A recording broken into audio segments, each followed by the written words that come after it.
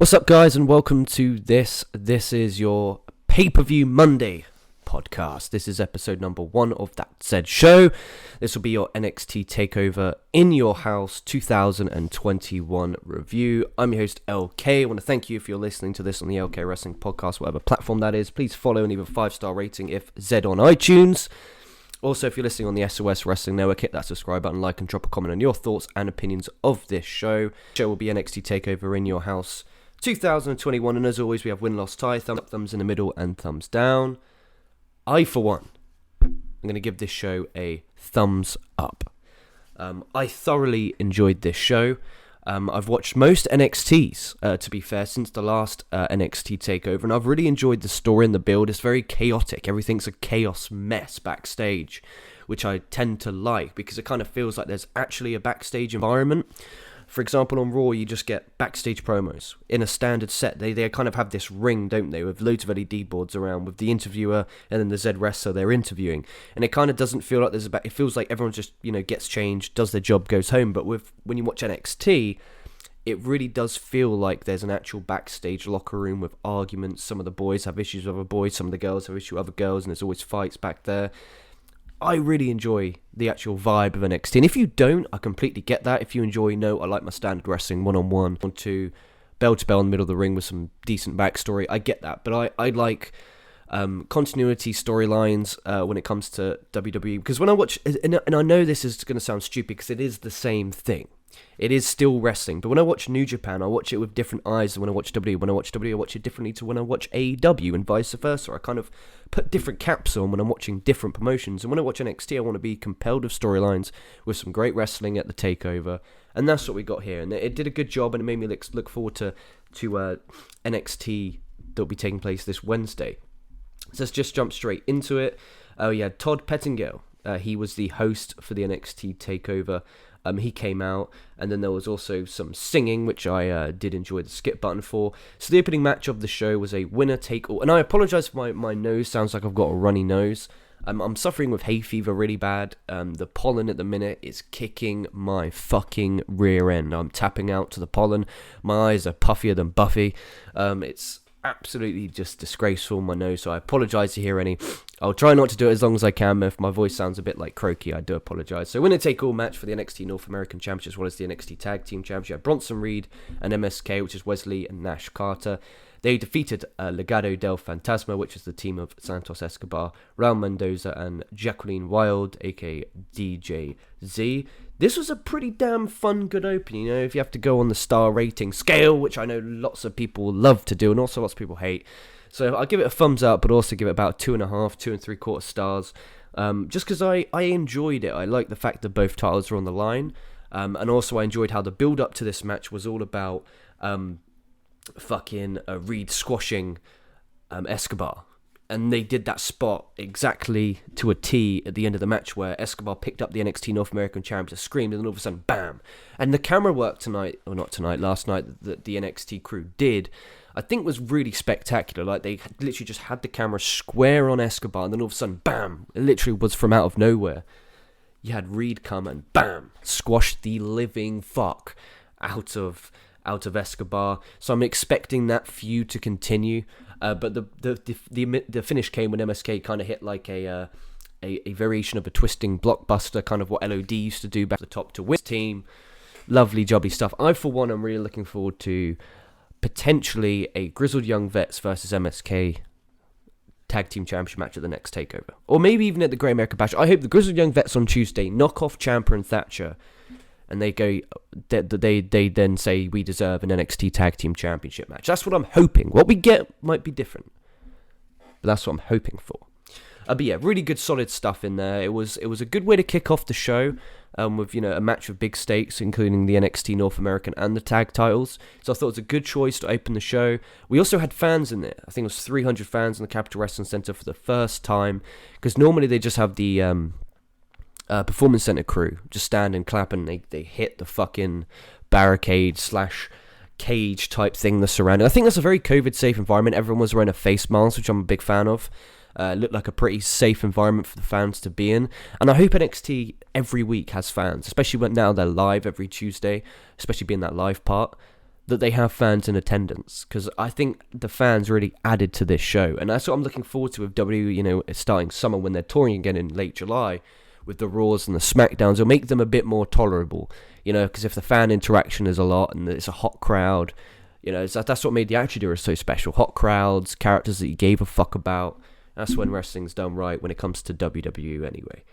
They made a Kyle O'Reilly interview, and they did it, and they as they arrived, he was arriving into the building, and then Gargano and The Way arrived as well, and they had a brawl, and then William Regal went in to break up. Again, that these guys are arriving, they're getting in a fight. It's as if, they got separated, they have to stay in separate locker rooms. Like this, it feels like an actual backstage environment, which I'm a big fan of, and it's different scenery. Aesthetically, it's nice to see them appearing, them entering, rather than just everyone in the backstage area getting interviewed. Then they had the promo package that Todd Pettingill host for the upcoming Xia Li and Mercedes Martinez. This was a pretty decent match. It didn't go very long. It was definitely the quickest match of the show. It went 7 minutes. It wasn't very long at all, but it still was enjoyable.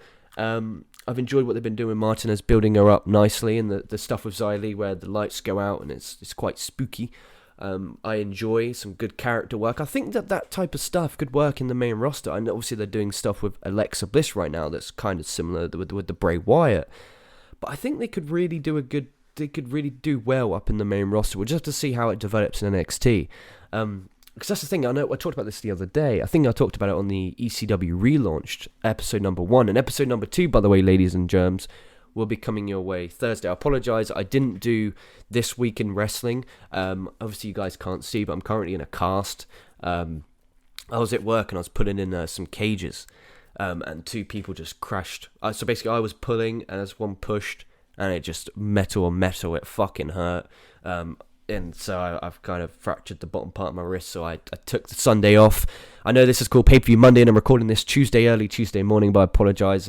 The paracetamol kicked in, and that's the problem. I have the paracetamol, but I also need the Piriton for my hay fever. So I'm getting kicked in the balls, kicked in the wrist, but here I am. This is what I do. And then after the match, this is where it got good. So both threw Lee a chair. Martinez then took it away from her. Hit both Boa and Lee, and then on the ramp she walked, and then Mei Ying appeared in a throne on the ramp, and this was fucking cool. She looks fucking badass, alright? She's got this really scary kind of heavy metal, death metal, whatever you wish to call it, vibe of mask. Like, for example, the Slipknot. You could picture a Slipknot band member having one of these masks on, and she kind of grabbed her by the throat, her being Mercedes Martinez. And she fucking launched the shit out of her into onto the side. And obviously on the side, it's not just barricade. It's got that big fucking safety gimmick, like kind of not glass, kind of like plasticky type shit. And she bounced hard off it and onto the floor. It looked really fucking painful. But it was a really cool spot, really building up this Mei Ying. And the stuff with Xia Li as well, her picking up the win. They didn't make Martinez look stupid either, because Martinez got the chair, beat up Lee after. It's just a good story here. I'm looking forward to them starting to torment Raquel González and potentially making a run for the NXT Women's Championship, or even, having Lee and Ying going after the NXT Tag Team Championships. That could be quite cool with Boa and ringside. It'd be cool if Boa could actually get in the ring, and maybe we see him wrestle, so it can kind of be not just a women's thing. It can also transcend into the men's division. I think that could be cool. But again, I don't know anything about Bo, so I really can't tell you if he's a trainee wrestler, if he's a movie star, if he's any. I don't know anything about him. So if you know, please let me know in the comments of this show, and we can rock and roll. So I have a little bit of briefing on what he is. They made a Ciampa and Timothy Thatcher promo. They said that in 48 hours they'd show everyone just how dangerous they are. I'm looking forward to that match of Grizzled Young Vets. I'm such a fan of Grizzled Young Vets. I love the promos that Zach Gibson cuts on his way to the ring. He's just fucking gold. He truly is gold. And I'm going to be talking about this week's NXT on this Sunday's Week in Wrestling. Now, I'm going to record that at about 10 p.m. All right, about 10 p.m. I'll be recording This Week in Wrestling, which will be a few hours before Hell in a Cell. So it'll be uploaded just before Hell in a Cell. And obviously, Pay-Per-View Monday next week will be the Hell in a Cell edition of the show. And apologies, I couldn't watch Against All Odds. I said on ECW Relaunch I'll be covering both Against All Odds and NXT Takeover, but the wrist. I was in so much pain I didn't have time to kind of get around watching, and I don't want to fall too far behind. I mean, I'm recording this on Tuesday. I should be doing New Japan Tuesday, but I can't because I wanted to get this one in the can so I can be caught up to date. So ECW Relaunched will be uploaded Thursday, and then we'll start straight back in normal schedule, which will be Sunday Week in Wrestling, Monday Pay-Per-View Monday covering Hell in a Cell, Tuesday New Japan Tuesday, and Wednesday ECW Relaunched. Also, if you subscribe to SOS Wrestling Network, also drop some Puro reviews, whether it be DDT, Noah, Dragon Gate, as well as some maybe standalone shows. Righty-ho, daddy-o. So we then go to the $1 Million Championship ladder match of LA Knight defeating Cameron Grimes in 20 minutes. This was fucking good. This was really good. I've been a huge fan of LA Knight ever since Eli Drake. I followed him in Impact, and also followed him when he was doing stuff with the NWA. And that's another thing, NWA. I wanted to talk about that on This Week in Wrestling before I fuck my wrist up about, Mickie James and that women exclusive pay-per-view. I'm gonna have a massive show on Sunday. We're gonna cover the news for the past 2 weeks, as well as break down this week's NXT, this week's NWA, this week's AEW, this week's Impact, SmackDown, etc., etc., etc. But yeah, Ted DiBiase, obviously he came out and he gave away the $1 Million Championship. It was in a briefcase and it looked pretty cool. I was expecting it to just be dangling the belt itself, but the belt itself wasn't just dangled, which I really, really did like. And this was good. The issue is I can picture a lot of people not enjoying this because it wasn't a standard NXT ladder match spot fest bonanza. That doesn't mean that I don't enjoy them, because I enjoy a good spot fest when it's told a good story. But these guys went out there, and it was, JD Knight being that cocky, arrogant prick, and Cameron Grimes just being that, funny, cool, charismatic guy who's just, taking the piss out of himself. There was some brutal spots in there. There was a nasty neck breaker from Knight onto the side of the ladder, which was really good. They both sold. They took time. At the end, when LA Knight lifted the fucking ladder and he bumped, Cameron Grimes, bumped off the top of a ladder, threw another one onto the ramp, which is a nasty spot, and LA Knight went and grabbed the briefcase. Ted DiBiase then got the belt, kissed it, gave it to Knight, raised his hand. He's the winner. He celebrated. I really enjoyed it. If you didn't enjoy it, I get it, but I just really enjoyed the physicality.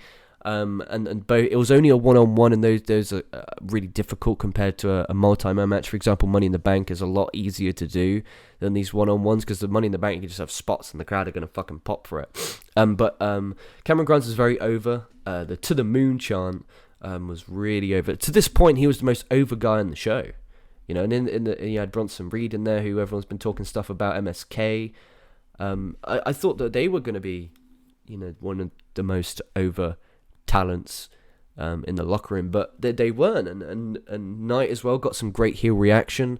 And one thing I want to talk about this show is every match apart from the opener had a heel winning, and I'll probably touch upon that more at the end of the show. We'll go through it now quickly just while we've got some time, and in case I forget. But it was opening match, you start off hot crowd, and Reed and MSK get there when they retained, cool, so the babyface win there. But then you go on to Martinez, babyface, who loses. You go on to Cameron Grimes, who everyone was rooting for, loses. Then you go on to Ember Moon, babyface, loses. Go in the main event, all those babyfaces lose. Kyle O'Reilly loses. It's kind of just like, oh man, it's a bit of a downer, a bit of a bummer, which I get maybe why some people won't enjoy it as the actual show itself as much as other people. But for storyline telling, I don't mind. But him set up, and I'm gonna be interested to see what they do with that going forward. It really will. Will they defend this championship regularly? Will he just have it as a prop? Will he be managed by Ted DiBiase? I don't think he does, because I think that the purpose of a manager is to cut promos, and both Cameron Grimes and LA Knight are very good promos. So there's no need for a promo, for them to have a manager. And that's how they get over is LA Knight's promo ability. His promos are just fucking magnificent. They really, really are. I'm such a fan of his promos. Sorry, my phone buzzed. I owe everyone a beer. Then we had Todd Pettengill. He's advertising the WWE shop. Wicked. Then we had the NXT Women's Championship match. We had Raquel González defeating Ember Moon. This was a good one. I have, since Ember Moon came back, she's been doing stuff with Lockhart for the NXT Women's Tag Team Championship. This is the first proper big one-on-one match here for the NXT Women's Championship. And NXT always bang on and harp on about having the best women's division in the wrestling industry. And they have a good one. Don't get me wrong, they have a good... I think AEW is really underrated. It's really stacked. They just don't kind of showcase it as much as they should.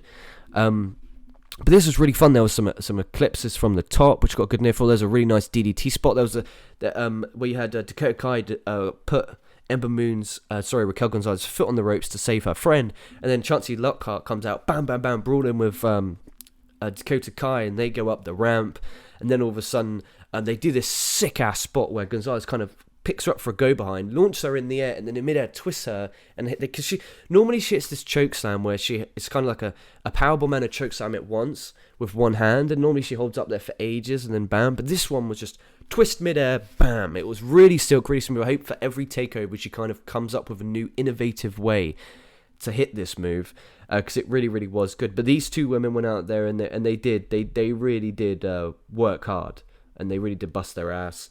1 hour panel got the win. Nothing post match.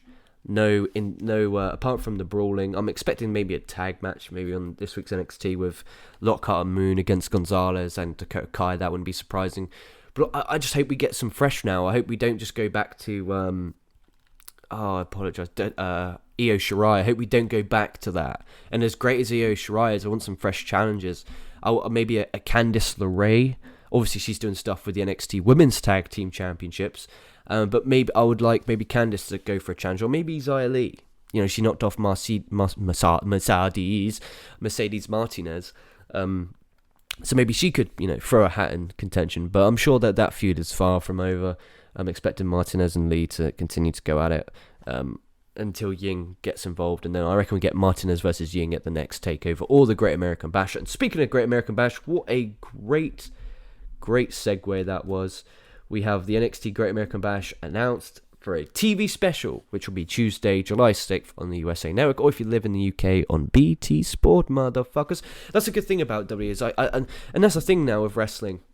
Back in the day, you could only watch really WWE. When I say back in the day, I mean, like, say 10 years ago. You watched, in the UK, you could watch WWE and you could watch Impact. That's kind of it. And obviously there was, you could watch Ring of Honor if you went on Daily Motion and found the right stream, or if you bought their monthly pay-per-views. But they were quite pricey for UK. And I remember I bought a Field for Honor one and the stream wasn't very good. Anyway, that was before this shit. But now you can watch AEW in the UK on Fight TV for $5.99 a month. You can watch New Japan, every single show on New Japan World for like £7 a month.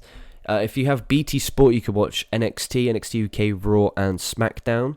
And the things with BT Sport, why it's such a good deal, me and my housemate, we go half, so we pay £12.50 each, and that's £25 a month, but we get lots of Premier League football games every season live and on demand. And the WWE stuff on demand is really good. Like, the minute it ends, it's actually uploaded already as a full show, that being Raw, NXT, and SmackDown, NXT UK, so it's really handy, especially being 1am to 4am in the morning. That's not going to happen. With adverts, if you think I'm going to do that, there is no chance in that ever happening, unless I become a fucking millionaire, or win the lottery, and then I'll, give live review, because I won't have anything to wake up for. But if I start work at 10am, I don't want to fucking stay up till 4am, do a fucking podcast till 5am, and then wake up 4 hours later to go to work. I will be fine. My girlfriend would kill me. Jeez, I'd be aggy as fuck. Anyway, where were we? So BT Sport's a great deal for in the UK. Also, you get MotoGP, UFC, get all the UFC pay-per-views minus the Conor McGregor big ones on there as well for free, so it's kind of worth it. They announced Kushida will be having a open challenge for the Cruiserweight Championship again. They need to do something with this Cruiserweight division, man. They really, really do. Whether it'll be just getting rid of 205, because they do nothing on that show. In all due respect to all the talent involved, that they do nothing on that show. There's no kind of like, it doesn't correlate with NXT. What happens on 205 doesn't mean shit to NXT. And I think that's the big problem. If they kind of made it important, like, for example, they had an NXT guy go on there and wrestle in the Cruiserweight division. So say Kushida. Why is the Cruiserweight champion not on 205 Live, which is a Cruiserweight exclusive show? That's like having a women's show and not having the women's champions on it. It's dumb. It's fucking dumb. Let's get cruiserweights on 205 that are fucking cruiserweights on NXT. Get MSK on there. They're cruiserweights. You know, how about you have them go up against the Bollywood boys, whatever the fuck they're called. Fuck it. You know, just make the show worth it. And that's the thing, they don't promote it. And that's the trouble with NXT UK. I remember I sat down with my housemate the other day and we whacked it on. And it was like, there's some fucking good shit. It's just, you don't know about it. The only reason I know about it was because it was just on the BT Sport app. When it comes up on the network, I don't even look at it. It's just one of those things. They can fucking flash it at the top of the screen as much as they damn well want. That's not promotion. Make me want to watch it. And that's the thing. I don't know if you guys have Netflix. If you don't, I apologise. This will mean nothing to you. But when you hover over a show on Netflix, it comes up with a trailer. Now, imagine they did that. They come up and they show you like an NXT UK intro. Boom, boom, boom, boom. And it's like, oh shit, you know, there's some big hits from Walter and all this shit. Tyler Bate and Trent Seven and all this stuff. And Noam Dar, etc. And then a big clip to make me go, oh, that NXT UK looks sick. Oh no, watch that. They don't do that. They just fucking flash it in your face like 500 miles an hour and expect you to fucking watch it. I digress. NXT title match. We have the Fatal 5-Way of Karrion Kross defeating Adam Cole, Kyle O'Reilly, Pete Dunne and Johnny Gargano in 27 minutes in a great match. I thoroughly enjoyed that because all throughout the show I felt there was no massive spot fests. And I'm not going to pigeonhole this match into a spot fest because there was stories told because all the wrestlers had feuds. It was the story of, you know, four guys going at it and then going, oh fuck, Kross comes in, beats the fuck out of them, then the four guys work together to take out Kross and then bam. You know, so it's a really good story. The match was centered around Karrion Kross. He did a really good job. Everyone in there pulled the weight. There was so many sick moments in this fucking match, man. There was Kross took everyone out to the outside and caught Dunne, who went for a tope suicida and belly to bellied him over the fucking barricade onto everyone. That was really nice. Kross got thrown through the door. There was Pete Dunne went for this moonsault and Gargano and Cole hit a fucking double super kick at the same time. There was Cole hit a bicycle kick as Gargano hit a reverse Rana. That was awesome. There was just so many really good spots in this match. Sorry. And the issue with Kross winning is every fucking heel won, and you leave a bit deflated. And I get they don't want Kross to lose, but he needs to be in the main event. Fair enough. But why not put the 6-man tag title match before this, so that, you know, the crowd like, hey, they leave with one of the lasting impressions of some of their, you know, favourites, baby faces, winning, like a happy ending. But this was really, really good. Kross got the win after making O'Reilly pass out. This was fun, and then post match he just celebrates. And then it's just really good, and I'm interested to see where they go from there because he's knocked off everyone. But he did little bits of everyone, like there was a good stare down with Pete Dunne that the crowd got really into, so I wouldn't be surprised if we get Pete Dunne versus Kross. And that's the thing, any one of those other three apart from O'Reilly I think can challenge, because Adam Cole could come out saying, look, I talked all this shit and you still didn't beat me, you beat O'Reilly, my lackey. You could also do with Pete Dunne the same, you didn't beat me, I'm the bruiserweight, blah blah blah. They also did the same with Johnny Gargano, you didn't beat me, I'm Johnny Takeover, blah blah blah. But everyone went in there and they worked really hard. They put their lives on the line, busted their ass, really good stuff, great way to end the show. Commentary Vic Joseph, Wade Barrett and Beth Phoenix done a really fucking great job. I apologise I swear so much, I didn't realise how much I swear. I need to maybe tone that down. But yeah, really, really good stuff. Really, really enjoyed it. And then post-match, an interview kind of was run into William Regal, who had tears in his eyes. He said he's been general manager for NXT for 7 years, and he's never seen so much bedlam. I think it's time for a change. Everyone's thinking it's Samoa Joe. Is it going to be Samoa Joe, guys? Let me know. Do you think it's going to be Samoa Joe in a commissioner-type role? I would like Regal to stay GM, and I would like Joe to be kind of the hitman. Regal security, the NXT security. But I want to, and obviously I think with the talks of him coming back to NXT as a non-wrestling role, maybe he really isn't cleared to wrestle, so I'm not going to come out and go, oh, I want to see Samoa Joe versus Finn Balor, I want to see Samoa Joe versus Adam Cole, baby. I'm not going to say that. If he's not cleared to wrestle, let's not get him in the ring. Let's not fucking ruin this guy's life.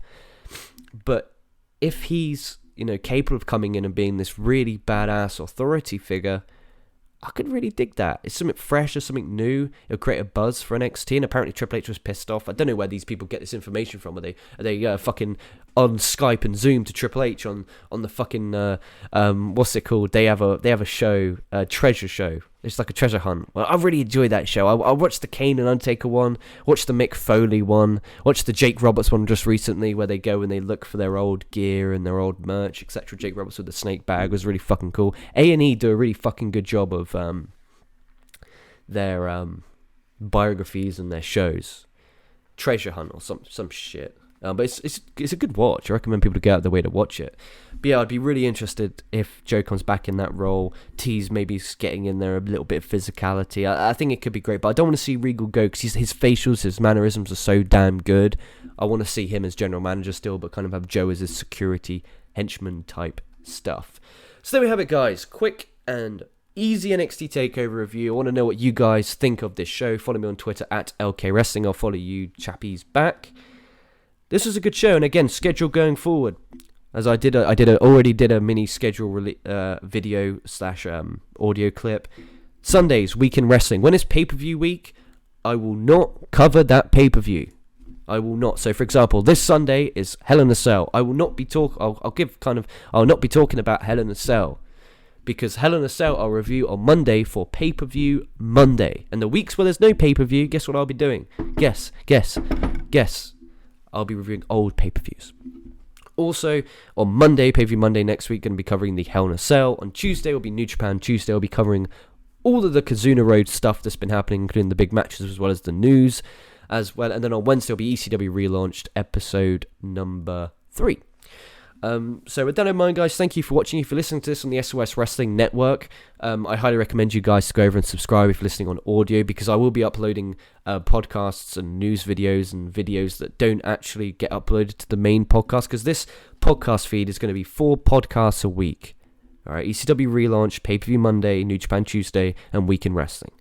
I'm also going to upload other solo reviews of other promotions on that YouTube channel, so go subscribe if you haven't, and if you're listening on over there, thank you guys. I want to thank you for watching, spending half an hour or so of your life with me. I apologise, it's just a quick one. I need to get it done because I'm trying to catch up with this because of the wrist.